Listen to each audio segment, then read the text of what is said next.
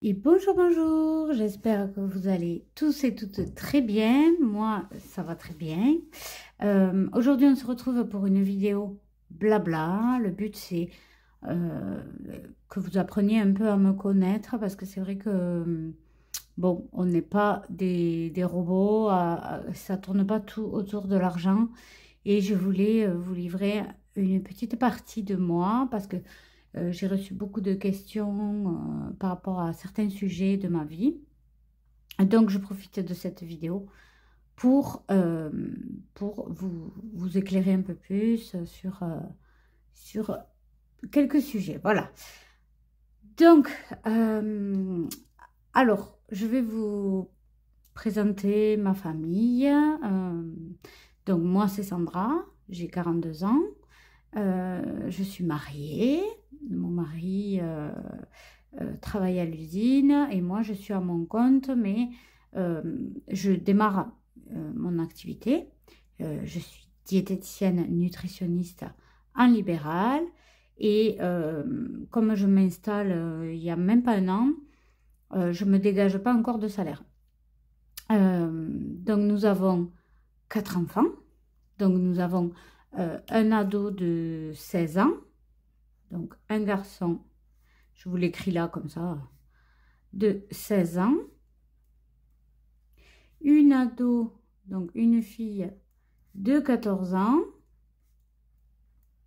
et des jumelles de 9 ans. Elles ont eu 9 ans le 4 décembre. Donc, mon ado de 16 ans, ma fille de 14 ans vont au lycée. C'est un lycée privé. Mon grand fait une filière professionnelle pour avoir un bac pro. Et ma fille est en troisième prépa métier. Donc, c'est-à-dire qu'elle a plus de stages et elle se prépare pareil à une voie professionnelle pour l'année prochaine.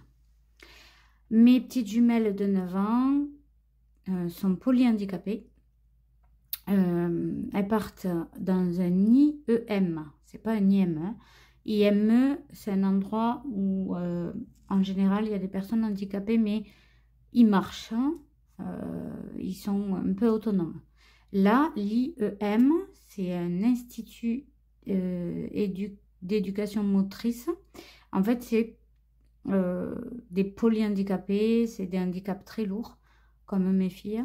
Donc, elles sont en fauteuil roulant depuis toujours parce elles n'ont pas la tenue assise, encore moins debout.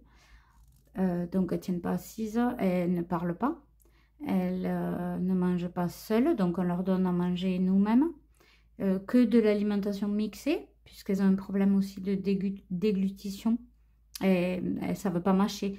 En fait, elles ont un développement psycho, donc ça veut dire dans la tête, moteur du corps, d'un bébé de 5 mois, d'un bébé qui n'a pas encore la tenue assise. Donc la tenue assise, c'est vers 6 mois. Donc je dirais entre 4 et 5 mois, un développement psychomoteur.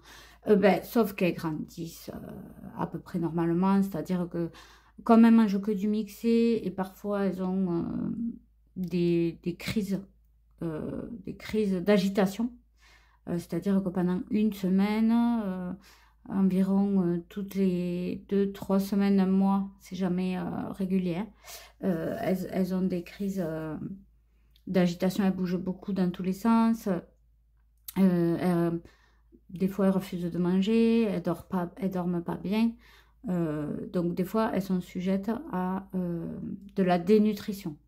Et c'est pour ça que je me suis lancée dans ce BTS diététique pour être diététicienne, parce qu'il y avait pas mal de soucis de nutrition chez mes filles et je voulais être formée pour les prendre en charge. Donc voilà, leur maladie génétique, elle s'appelle Green 2B. En fait, la maladie porte le nom du gène qui est défaillant. Donc voilà, c'est une maladie très rare.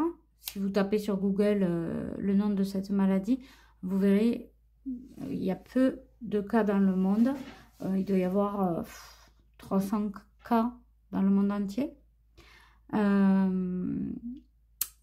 Donc voilà. Après moi, mon état d'esprit par rapport à leur maladie, je l'ai eu très dur évidemment hein, au début. Parce que en fait, quand elles étaient dans le ventre, rien n'a été détecté. Puisque c'est une maladie génétique. Donc ça ne pouvait pas se voir aux échographies. Elles se développaient normalement. Quand elles sont nées pareil, il n'y avait aucune suspicion. C'est quand à l'âge où les enfants commencent à se développer et à évoluer, c'est-à-dire qu'avec les grands, on a pu voir la différence. Les grands, on les mettait à plat ventre par terre, ils relevaient leur tête à 4 mois. Elles, non. Donc, on a très bien vu qu'il y avait quelque chose qui n'allait pas. Et vers l'âge de 4 mois, à peu près 4 mois et demi, on a fait plein de batteries d'examens, des tests génétiques qui évidemment mettent des années pour qu'on ait les résultats. Donc, il n'y a que 3-4 ans qu'on a le résultat, quoi. Ils avaient peut-être 4-5 ans. Ouais, plus 5 ans quand même, quand elles ont eu le résultat de leur maladie. Dans ces maladies-là, déjà, il n'y a pas beaucoup de cas, mais en plus de ça, le peu de cas qu'il y a, ils sont complètement tous différents. C'est-à-dire qu'il y en a qui vont à l'école, qui se développent normalement, qui marchent et tout, juste ils ont des problèmes un peu comme de l'autisme, et d'autres, comme mes filles, qui sont totalement dépendants, qui ne marchent pas, qui ne tiennent pas assis, qui ne mangent pas seuls, qui ne parlent pas. Quand elles s'expriment, c'est uniquement avec des cris ou des gazouillements. Voilà. Il n'y a pas de babillage. Ma, ça n'existe pas. Elles l'ont pas encore.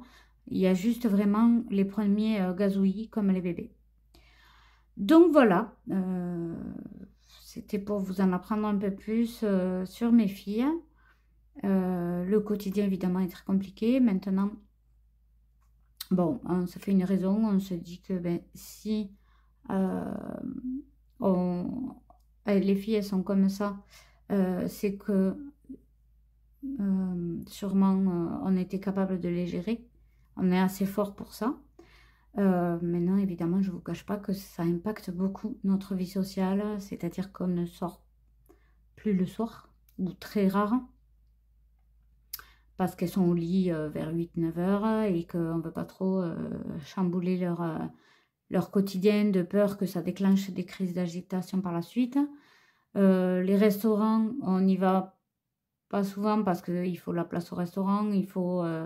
enfin voilà, c'est tout, il faut les faire manger avant, c'est arriver là-bas après, mais pas arriver trop tard pour qu'il y ait encore des services. Enfin, c'est très très compliqué. Et là, depuis juillet, l'IEM, donc, partent le matin et rentrent le soir, mais l'IEM met en place une sorte d'internat ponctuel. C'est-à-dire qu'une fois par mois, elles vont dormir sur l'IEM. Et en fait, donc elles partent, le plus souvent c'est le jeudi soir, donc elles partent le jeudi matin avec le transport parce qu'ils viennent la chercher et ils nous les ramènent, hein, les transports.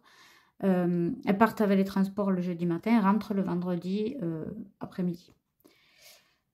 Une fois par mois. Voilà, ça nous permet de souffler, de sortir aussi avec les grands, de partager des moments avec eux. Donc voilà pour notre petite famille. Voilà, je voulais vous expliquer un peu plus le détail de notre famille. Ensuite, moi je voulais vous montrer mes ouvrages au tricotin. Donc j'ai certaines demandes. Donc je me sers uniquement des tricotins en circulaire. Vous pouvez en trouver sur Amazon, vous pouvez en trouver chez Action à certaines périodes. Donc moi ils viennent d'Action. J'avais essayé les longs, mais ça m'a jamais trop plu. Donc j'utilise uniquement les circulaires désormais. Et je m'y étais mise quand les filles n'allaient pas encore à l'IEM. Ça me permettait de décompresser, de me sentir utile, de créer des ouvrages. Là, j'avais laissé tomber pendant mes études. Et là, j'avais envie de reprendre. Donc, j'ai repris. Pour certaines d'entre vous, vous avez déjà vu ce que j'ai fait. J'avais mis un post dans l'onglet communauté. Mais pour rappel, voilà, j'ai fait un petit gilet pour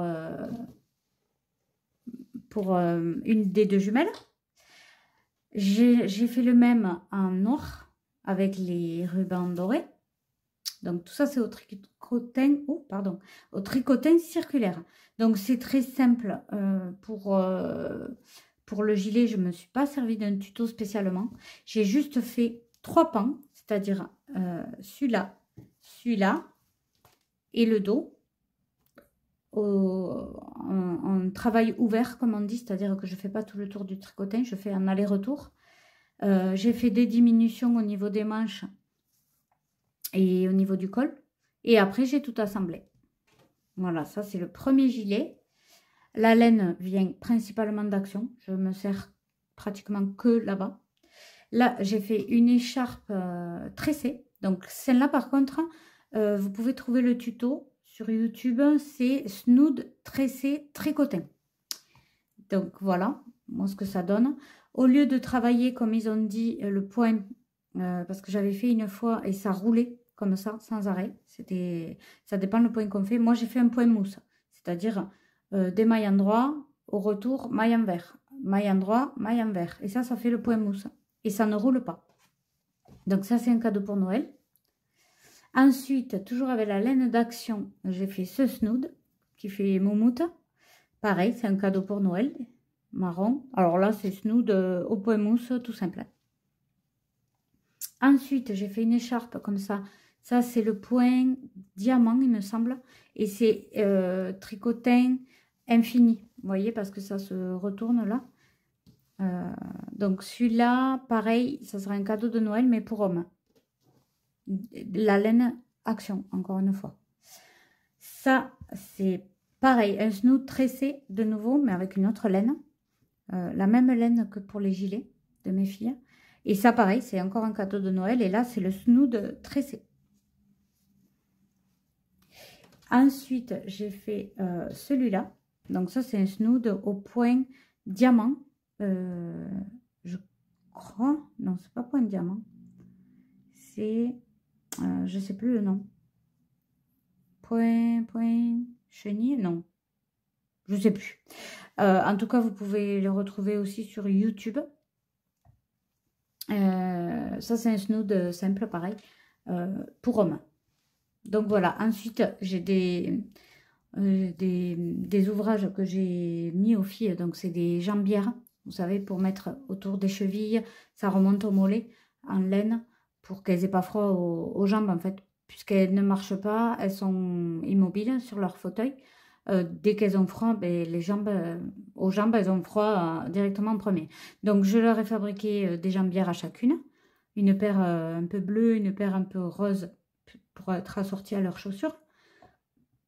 Voilà, elles sont parties avec ce matin, donc je ne peux pas vous le montrer. Et je suis en train de terminer un snood tout simple. En fil velours, velvet, que ça s'appelle comme ça, à Action. Noir pour le dernier cadeau de Noël que j'ai pas fini. Donc je me dépêche parce que ben, c'est lundi, hein, le cadeau de Noël à donner. Donc je me dépêche et je pense que j'aurai fini. En fait, j'en fais le soir en regardant des vidéos YouTube ou en regardant des séries. Voilà, et au fur et à mesure, un peu chaque soir, ça monte très vite. Donc voilà, on a fini pour les ouvrages au tricotin. Dites-moi dans les commentaires si vous y êtes mis aussi, si ça vous a plu, si ça ne vous plaît pas du tout, si vous faites une autre activité de loisir créatif comme ça. En tout cas, moi je vous dis à mercredi dans la prochaine vidéo, ça sera le dernier bilan du mois de décembre et le dernier donc remplissage. Et avec le tirage au sort aussi du concours pour les budgets planeurs. Je vous embrasse bien fort.